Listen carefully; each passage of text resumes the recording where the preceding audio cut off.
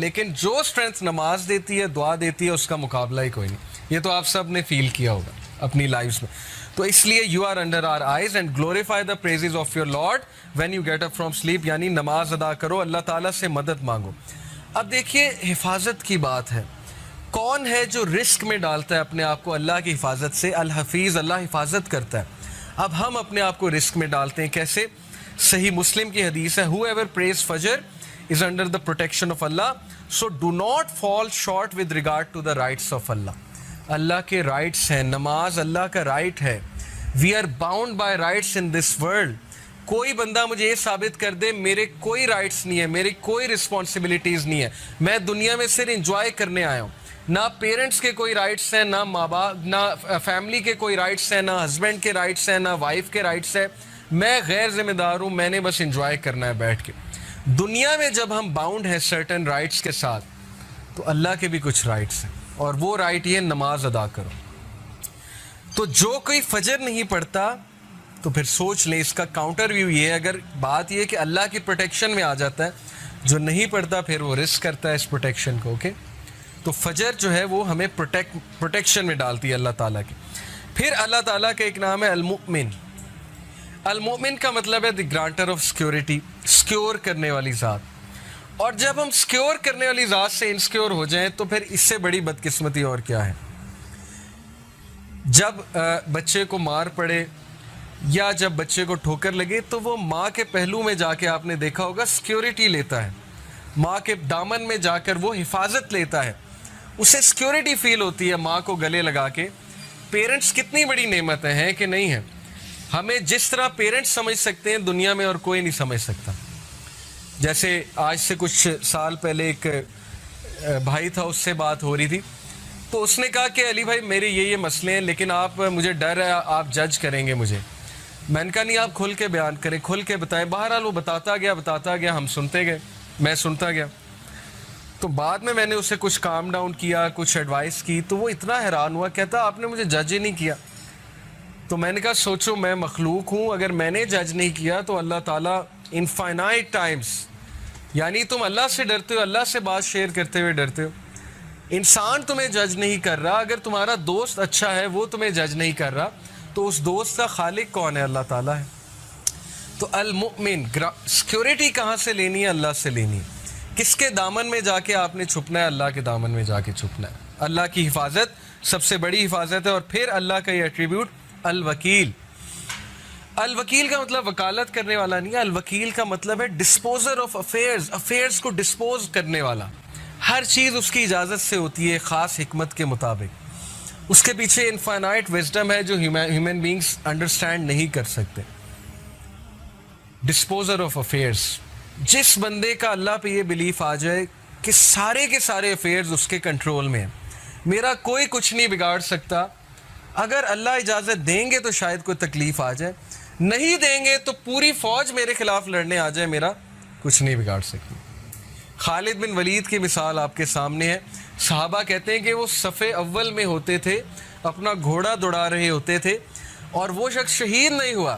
لوگ جو ہے وہ جہاد پر دیکھیں نا، اس دور میں ڈرتے تھے جانے سے کہ نہیں ہم تو شہید ہو جائیں گے، ہم تو مر جائیں گے، ہمیں کوئی تیر لگ گیا، کوئی تلوار سے زخم لگ گیا، ہم تو مر جائیں گے. خالد بن ولید فوت ہوئے.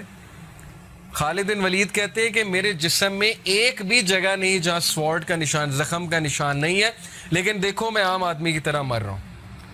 Before his death, on his deathbed, he said کہ بتا دو سارے cowards کو, tell all the cowards of this world کہ اگر موت میدان جنگ میں ہوتی سب سے پہلے میں مرتا. یہ ہوتا ہے اللہ تعالیٰ پر بلیف کہ کوئی کچھ نہیں کر سکتا. لیکن اس کا یہ مطلب نہیں کہ آپ بیوقوفوں کی طرح اپنے آپ کو بالکل ہی مروا دیں. تیاری کر کے جائیں. خالد بن ولید تیاری کر کے جاتے تھے. یہ نہیں تھا کہ وہ بغیر تیاری کے، بغیر تلوار کے کود پڑتے تھے میدان میں. لیکن عقیدہ یہ تھا کہ کوئی مجھے کہہ نہیں سکتا جب تک اللہ کی ذات جو ہے وہ اجازت نہیں دے گی. پھر یوسف علیہ السلام کا واقعہ آپ کے سامنے کہ کس طرح انہوں نے اللہ کے اس ایٹریبیوٹس پہ یقین رکھا کہ الوکیل اللہ ہے. انہوں نے کہا کہ چلو تھوڑا بہت غم میں بیئر کر لیتا ہوں. اور ان کی مثال یوتھ کے لیے کیا ہی مثال ہے.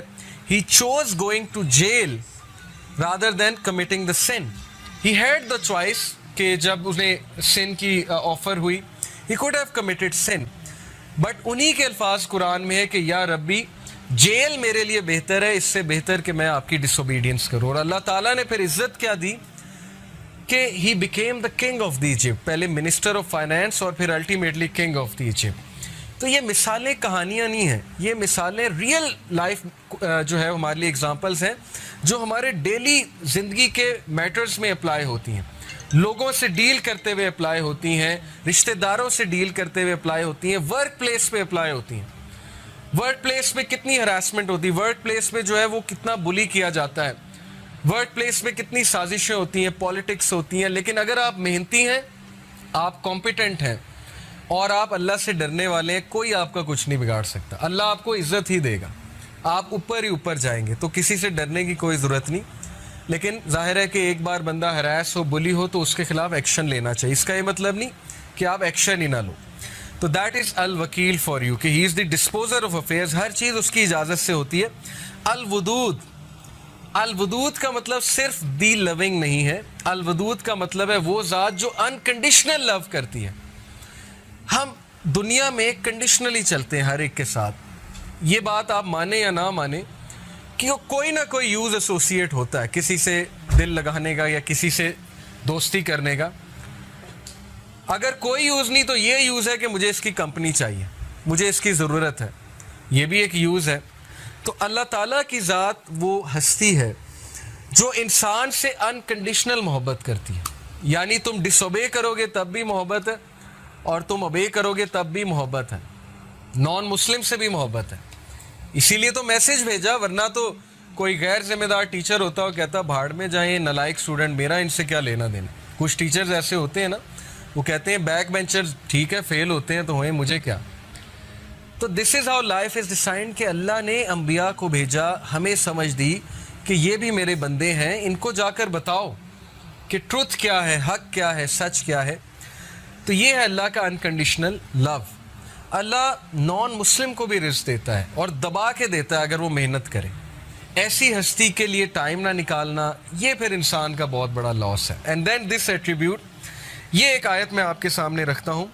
Verily it is Allah who causes the seed rain and the fruit stone to split and sprout. He brings forth the living from the dead, and it is He who brings forth the dead from the living. کون ہے جو بیج میں سے, ننے سے بیج میں سے پودے کو پھاڑتا ہے اور نکالتا ہے سخت ترین زمین میں سے. کبھی آپ نے سوچا مٹی سخت ہوتی ہے, اس میں سے کیسے بیج فورس کر کے نکل آتا ہے؟ اللہ کہتے ہیں کون ہے, میں ہوں. تو جب اللہ سخت زمین میں سے نرم سے پودے کو نکال سکتا ہے تو سخت حالات میں آپ کو بھی مقابلہ کروا سکتا ہے. کتنی موٹیویشن ہے. لوگ گھٹنے ٹیک دیتے ہیں کہ نہیں نہیں, مجھ پہ مصیبت کیوں آئی, میرے پہ کیوں مسئلہ کیوں آیا. کیا پتہ اللہ نے آپ سے کوئی کام لینا, کیا پتہ اللہ آپ کو as a soldier and a commander تیار کر رہا ہے سوسائٹی کے لیے. نبی سے زیادہ مشکلیں کس پر آئی ہیں؟ ایک مشکل ختم ہوئی, دوسری, دوسری ختم ہوئی, تیسری, تیسری کے بعد ملٹیپل, چوتھی, پانچویں, چھٹی. امیجن کر سکتے ہیں آپ کہ جس ٹائم میکسیمم سپورٹ چاہیے ابو طالب کی, اس ٹائم ان کی جو ہے وہ فوت ہو جاتی. جس ٹائم میکسیمم سپورٹ چاہیے اپنی وائف کی, اس ٹائم وائف فوت ہو جاتی. تو کیا سکھایا نبی صلی اللہ علیہ وسلم کو اور ان کے تھرو ہمیں, کہ صرف اللہ پہ ڈیپینڈ کرو.